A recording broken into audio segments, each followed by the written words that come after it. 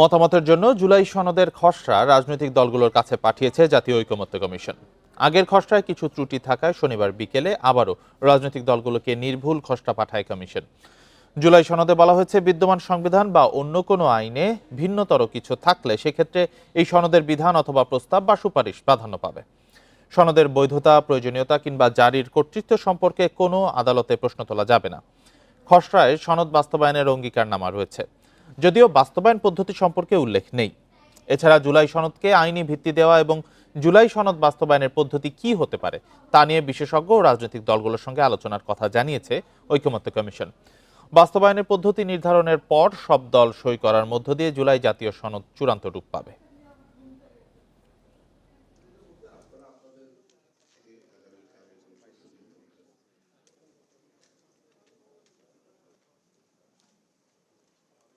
এই সপ্তাহেই রোডম্যাপ ঘোষণার কথা রয়েছে, তাই কর্মপরিকল্পনা চূড়ান্তে বৈঠকে নির্বাচন কমিশন। এ নিয়ে আরো জানাতে রাজধানীর আগারগাঁওয়ের নির্বাচন ভবন থেকে যোগ দিয়েছেন সহকর্মী সুলতানা জাহান মিতু। মিতু, আজকের সভায় মূল আলোচ্য কি? বিএনপির তো বিকালে ইসিতে যাওয়ার কথা রয়েছে।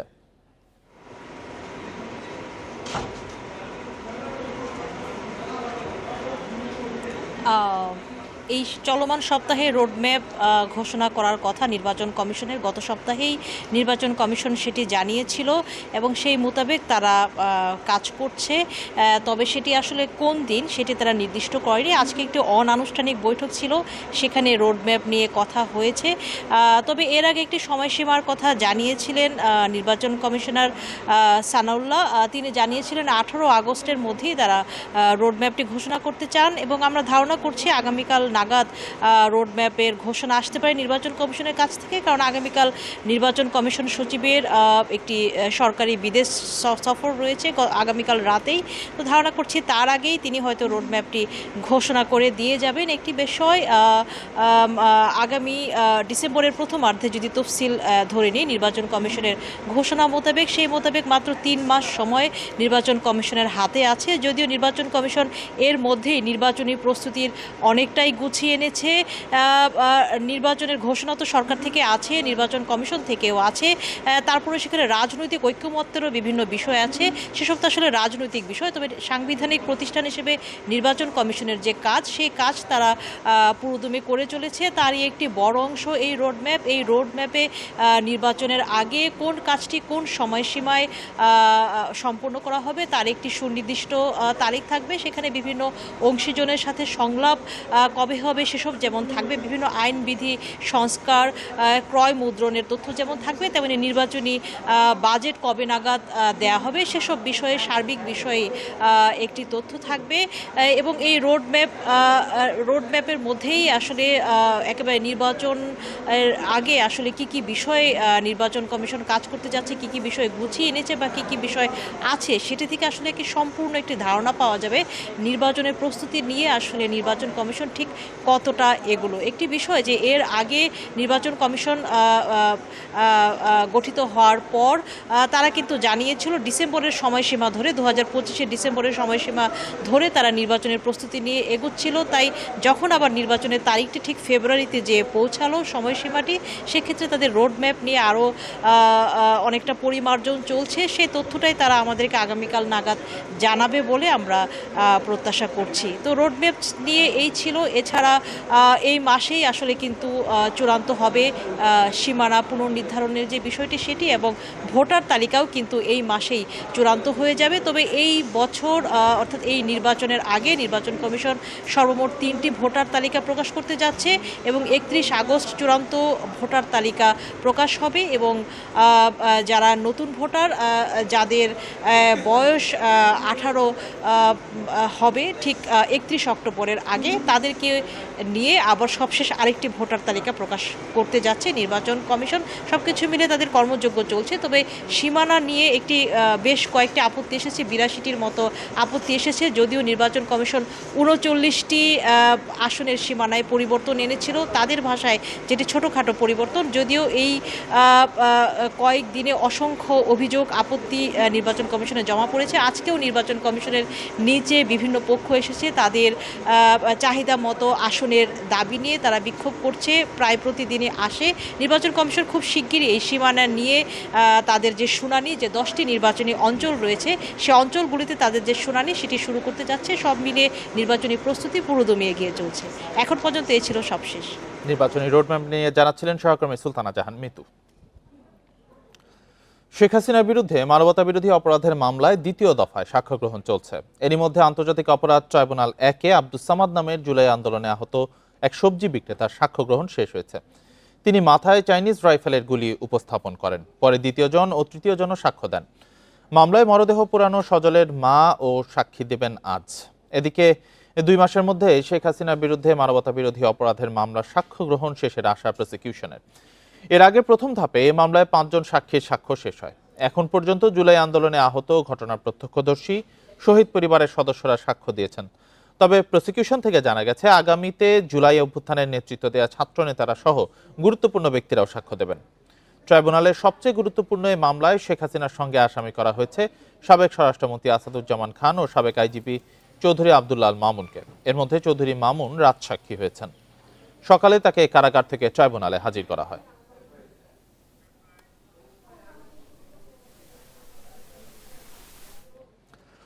এ নিয়ে আরো জানাতে আন্তর্জাতিক অপরাধ ট্রাইব্যুনাল চত্বর থেকে যোগ দিয়েছেন সহকর্মী জাহিদুল বাশার। জাহিদুল বাশার, সাক্ষ্য গ্রহণ এখনো চলছে কিনা, সাক্ষ্য গ্রহণে কোন বিষয়গুলো উঠে এসেছে একটু বিস্তারিত জানাবেন আমাদের।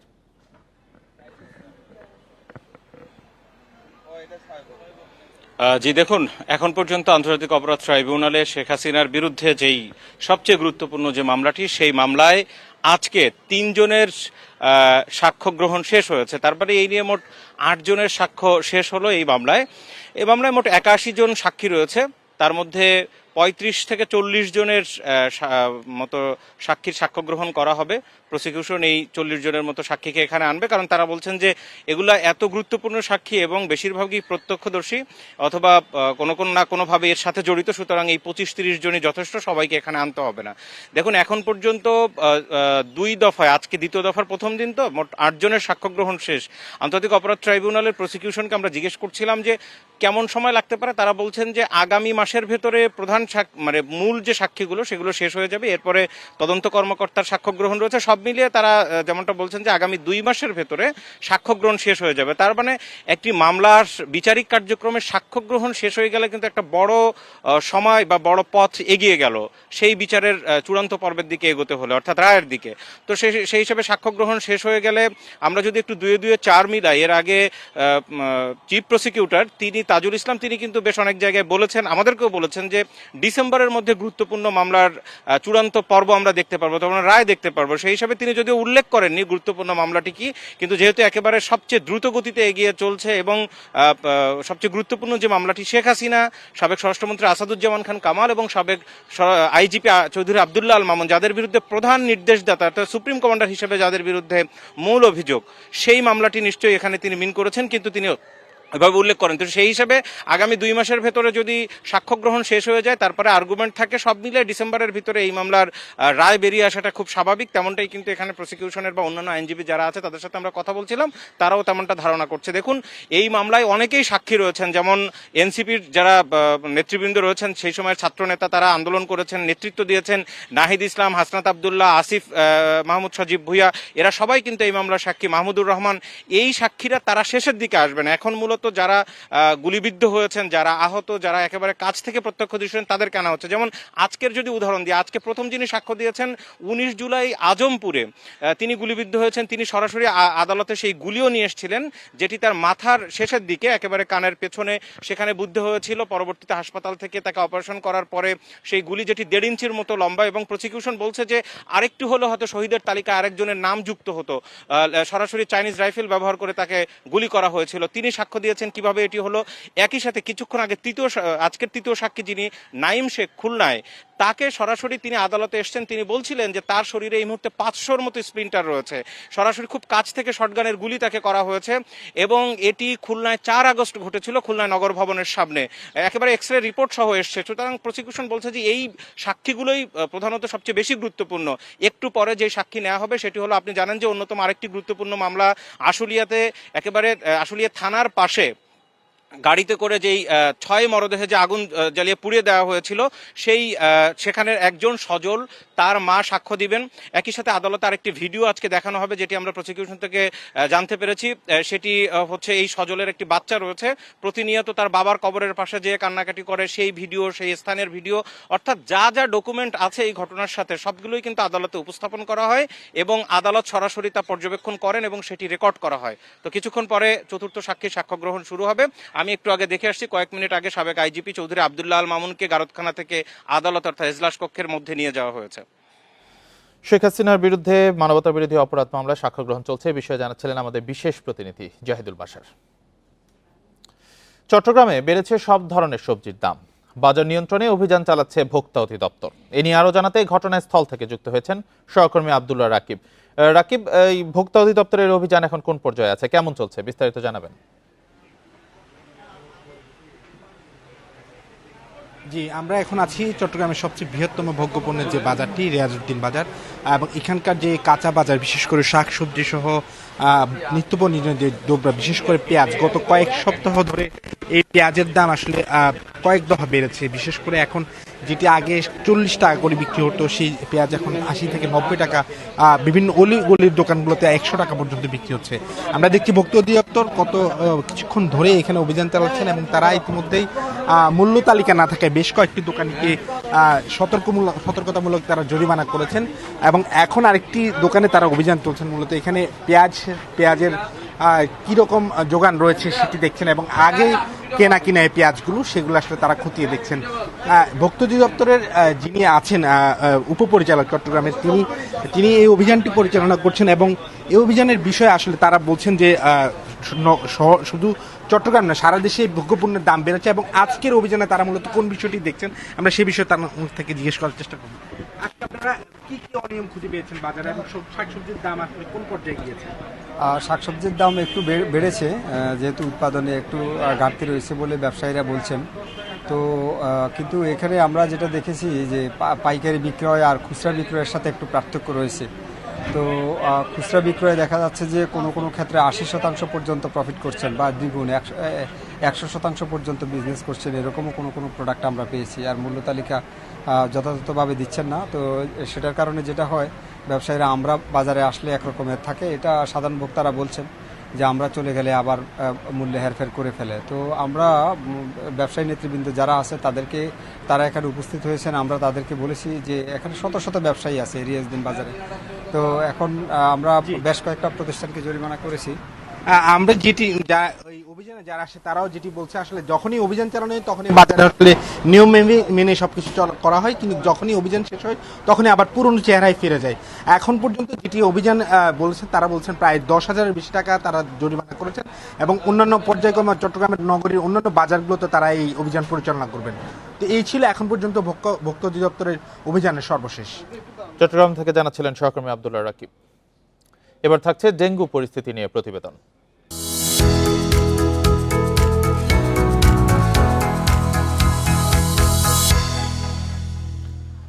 সারা বছরই ডেঙ্গু রোগী থাকলেও সেপ্টেম্বর থেকে নভেম্বর পর্যন্ত আক্রান্তের হার বেশি। এবছর যেন ডেঙ্গু ভয়াবহ রূপ নিতে না পারে, সেজন্য উদ্যোগ নেওয়ার কথা জানিয়েছে ঢাকার 2 সিটি কর্পোরেশন। পাশাপাশি এডিসের লার্ভা নিয়ন্ত্রণে গাফিলতি পাওয়া গেলে জেল জরিমানার হুঁশিয়ারিও দিয়েছেন 2 সিটির প্রশাসক।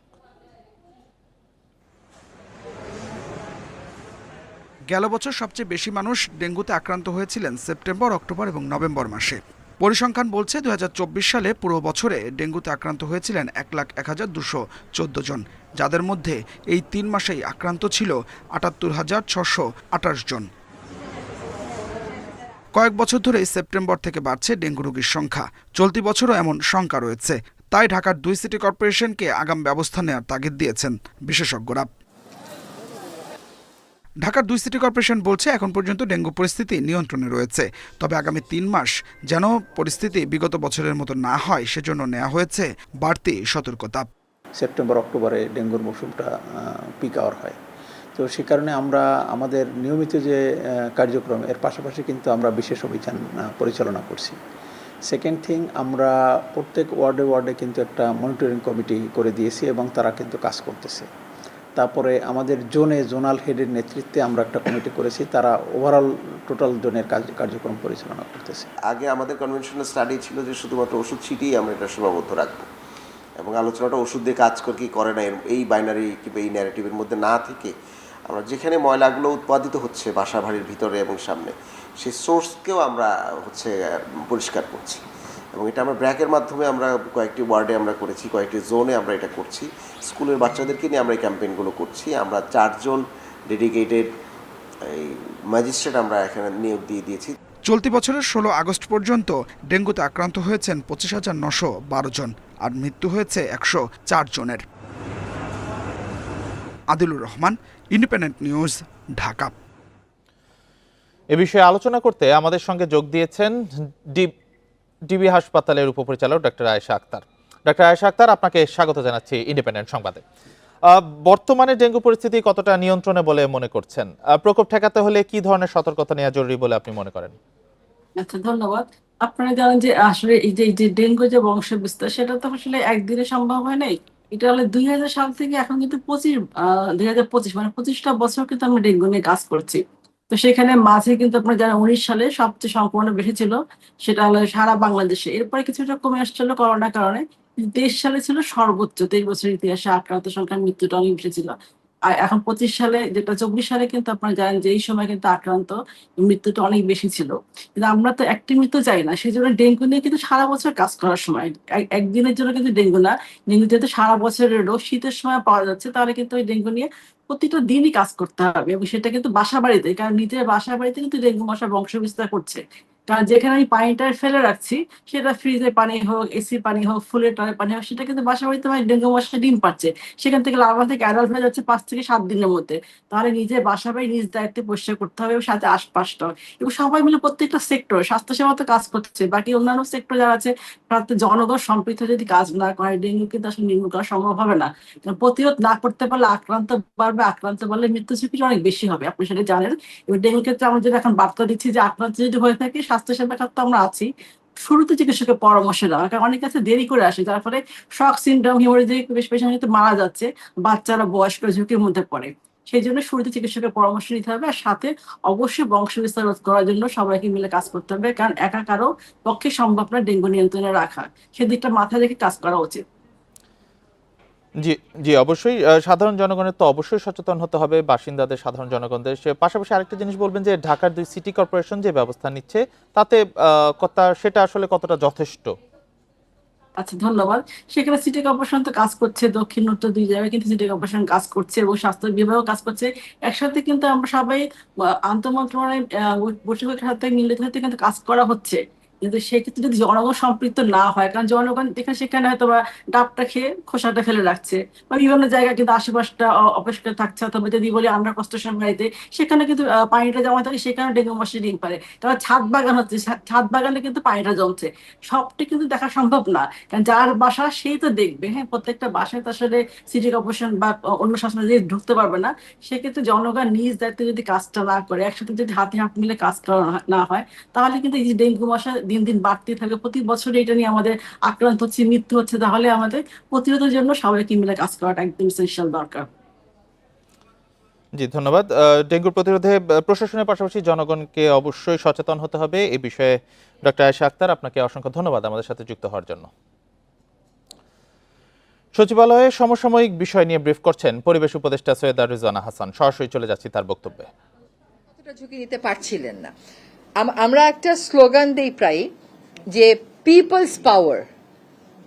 তো আজকে পিপলস পাওয়ার হ্যাজ শোন যে লুটেরা চক্রের বিরুদ্ধে যখন মানুষ দাঁড়িয়ে যায়, তখন যতই রাজনৈতিক শক্তি ওটাকে সাপোর্ট করুক না কেন, মানুষের শক্তিটাই আসলে জয়ী হয়ে আসবে। আছি দায়িত্বে আছি।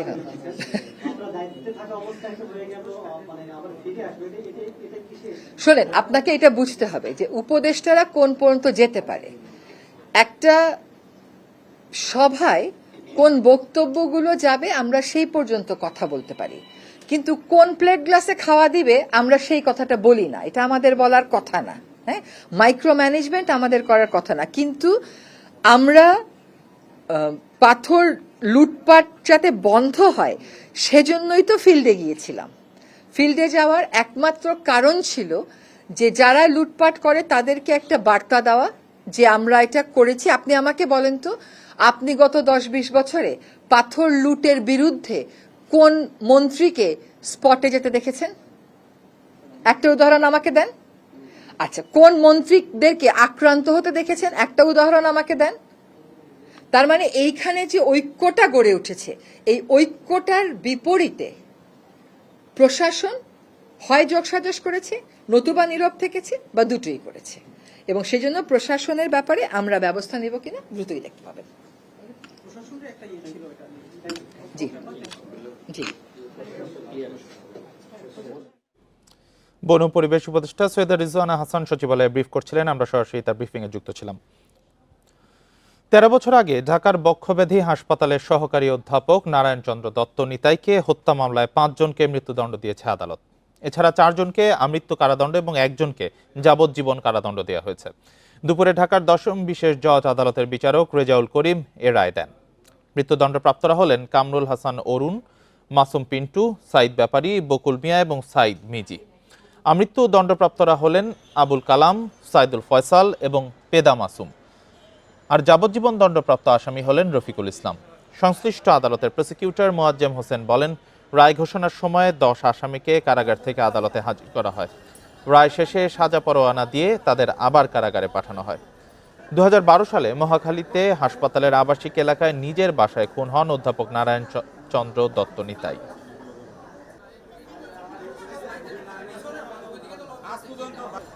যশোরের ভবদহ অঞ্চলে জলাবদ্ধতার কবলে অর্ধশতাধিক শিক্ষা প্রতিষ্ঠান। ফলে শিক্ষা কার্যক্রম ব্যাহত হওয়ার পাশাপাশি কমেছে শিক্ষার্থী উপস্থিতি। এরই মধ্যে বন্ধ হয়ে গেছে অনেক প্রতিষ্ঠানের পাঠদান। জেলা শিক্ষা কর্মকর্তা বলছেন, জলাবদ্ধতার স্থায়ী সমাধান না হলে সংকট কাটবে না। যশোরের মনিরামপুরে সুজাতপুর হাটগাছা সরকারি প্রাথমিক বিদ্যালয় ভারী বৃষ্টির কারণে জুন থেকে জলাবদ্ধতার কবলে ভবদহ এলাকার শিক্ষা প্রতিষ্ঠানটি। দুর্ভোগে স্কুলটির অর্ধশতাধিক শিক্ষার্থী। স্কুলে আসতে অনেক সময় আমি পড়ে যাই, ব্যাগ বই খাতা সব ভিজে যায়। আমাদের স্কুলে পানি উঠে গেছে, আমাদের এই যে পড়াশোনায় সমস্যা হচ্ছে। শুধু এই প্রতিষ্ঠান নয়, অতিবৃষ্টির কারণে ভবদহ অঞ্চলের মনিরামপুর, কেশবপুর ও অভয়নগরে অর্ধশতাধিক শিক্ষা প্রতিষ্ঠানে দেখা গেছে এমন জলাবদ্ধতা। শ্রেণীকক্ষে পানি উঠায় অনেক স্কুলে বন্ধ পাঠদানও। শিক্ষক ও অভিভাবকরা বলছেন, বছরে অন্তত 5 থেকে 6 মাস এই অবস্থা থাকে। শিক্ষা কার্যক্রমের ক্ষতির পাশাপাশি কমেছে শিক্ষার্থী উপস্থিতিও। জলের পচা গন্ধে আমরা পড়তে পারতেছি না, আর বাড়ি থেকে তো বেরোনোই যাচ্ছে না। ভবদহ সমস্যার কারণে আমাদের বিদ্যালয়টি জলমগ্ন থাকে বছরের প্রায় 9 মাস। 40 থেকে 45টি স্কুল পানির তলে। আমাদের ছেলেমেয়েদের লেখাপড়া ব্যাহত হচ্ছে। এ বিষয়ে সংশ্লিষ্ট দপ্তরে চিঠি দেওয়া হয়েছে বলে জানান জেলা প্রাথমিক শিক্ষা কর্মকর্তা। বলেন, ভবদহ অঞ্চলে জলাবদ্ধতার স্থায়ী সমাধান না হলে সংকট থেকেই যাবে।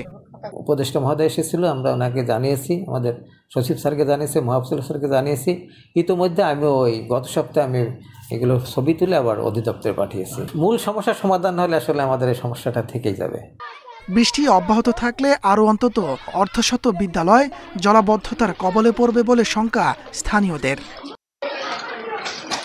Independent news. লালমনিরহাটের পাটগ্রাম সীমান্তে 2 জনকে পুশ ইন করেছে বিএসএফ। ভোরে ভারতের বিএস বাড়ি ক্যাম্পের সদস্যরা তাদের পুশ ইন করে। পাটগ্রাম থানার ওসি মিজানুর রহমান ঘটনার সত্যতা নিশ্চিত করে জানান, পাটগ্রামের প্রধানপাড়া থেকে বিজিবির টহল দল তাদের আটক করে। প্রাথমিক জিজ্ঞাসাবাদে আটক হওয়া 2 জন জানান, 1 বছর আগে অবৈধভাবে বেনাপোল সীমান্ত দিয়ে ভারতে যান তারা। আটককৃতরা বর্তমানে পুলিশ হেফাজতে রয়েছেন। তাদের পরিবারকে খবর দেওয়া হয়েছে। পরিচয় নিশ্চিত হলে তাদের পরিবারের কাছে হস্তান্তর করা হবে। অনেক কাছে দেখা যায়। মানিকগঞ্জ পৌর এলাকায় একের পর এক গড়ে উঠছে অপরিকল্পিত ভবন। অনেক ভবনের কারণে সরু হয়ে যাচ্ছে রাস্তাঘাট, যাতে শহরের বিভিন্ন এলাকায় তৈরি হচ্ছে যানজট, চলাচলে ভোগান্তি।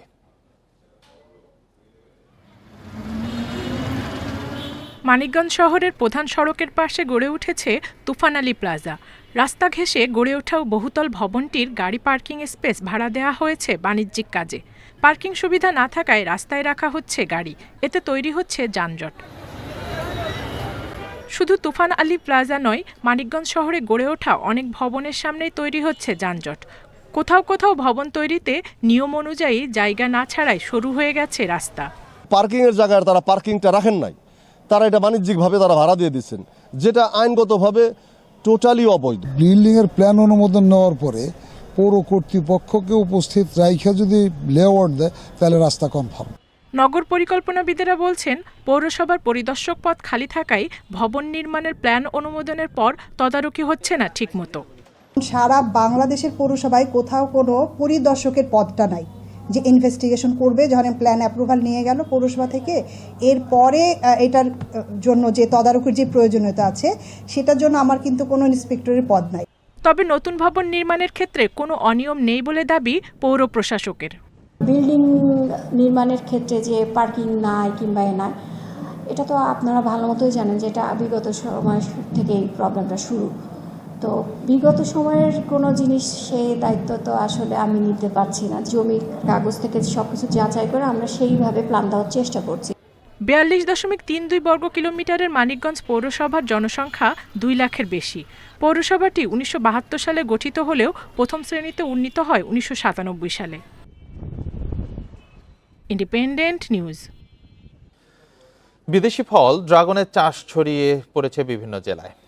একসময়ের দামি ফল এখন সাধারণ মানুষের হাতের নাগালে। তবে দাম কমলেও লোকসানে নেই ড্রাগন চাষিরা। তারা বলছেন, ফলন ভালো হওয়ায় পুষিয়ে নিতে পারছেন তারা। কয়েক বছর আগে নাটোরে বাণিজ্যিকভাবে শুরু হয় ড্রাগন ফলের চাষ। কম সময়ে বেশি ফলন এবং লাভজনক হওয়ায় আগ্রহ বাড়ে চাষিদের। 160 টাকা দিকে না, এটা আসলে আমাদের জন্য টিকে থাকা খুব কঠিন, কারণ সার কীটনাশক দাম, লেবার কস্ট, আদা। কয়েক বছর আগেও ড্রাগন ফল ছিল সাধারণ মানুষের নাগালের বাইরে। আগে যেখানে প্রতি কেজি ড্রাগন ফল 400 থেকে 500 টাকা কেজিতে বিক্রি হতো, এখন তা বিক্রি হচ্ছে 100 থেকে 150 টাকায়। তবে দাম কমলেও লাভ থাকছে বলে জানিয়েছেন জয়পুরহাটের চাষিরা। 10 থেকে 140 টাকা পর্যন্ত পাইকারি বিক্রি করা যায়। তবে এই অবস্থা আমার লস নাই, তবে বেনিফিট একটু কমে আসছে। নওগাঁর চাষিরা বলছেন, ভালো ফলনের কারণে দাম কমলেও পুষিয়ে নিতে পারছেন তারা। ড্রাগনের আবাদ টিকিয়ে রাখতে কম দামে সার ও কীটনাশক দেওয়ার দাবি তাদের। দাম কমায় সুস্বাদু ও পুষ্টিগুণে ভরা ফলটি এসেছে অনেকের খাদ্য তালিকায়। ড্রাগনের উৎপাদন বাড়াতে কৃষকদের নানাভাবে সহায়তা দেওয়া হচ্ছে বলে জানিয়েছে কৃষি বিভাগ। ড্রাগন গাছ লাগানোর 1 বছরের মধ্যেই ফল আসে। মে থেকে নভেম্বর পর্যন্ত পাওয়া যায় ফল। প্রতি বিঘায় ফলন হয় 40 থেকে 50 মণ। Tania Nasrin, independent news. আর এই ছিল এখনকার সংবাদে। ধন্যবাদ সবাই।